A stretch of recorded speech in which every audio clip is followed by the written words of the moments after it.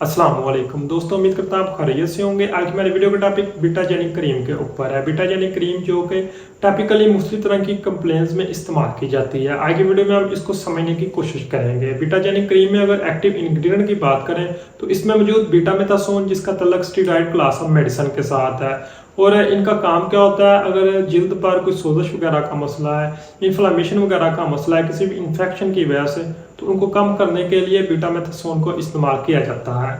इसी तरह इसमें मौजूद जेंटामाइसिन, जिसका तल्लक एंटीबायोटिक क्लास ऑफ मेडिसिन के साथ है, अगर जिल्द पर कोई बैक्टीरियल इन्फेक्शन है, कोई कह लें कि बैक्टीरिया की वजह से, इन्फेक्शन की वजह से सोजश वगैरह का मसला है, तो इन दोनों के कम्बिनेशन को इस्तेमाल किया जाता है।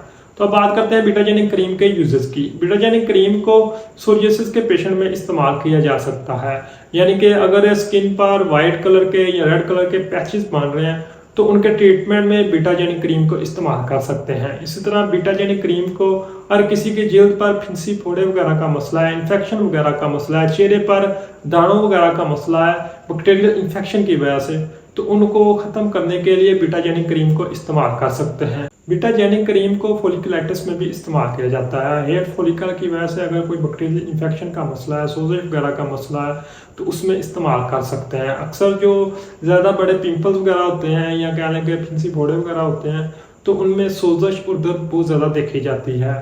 तो सोजश को कम करने के लिए बिटाजेनिक क्रीम को इस्तेमाल किया जाता है। साथ में अगर किसी को बुखार वगैरह का मसला तो ओरली एंटीबायोटिक और साथ में एलर्जी की टैबलेट और बुखार की मेडिसिन के कम्बिनेशन को इस्तेमाल करवाया जाता है।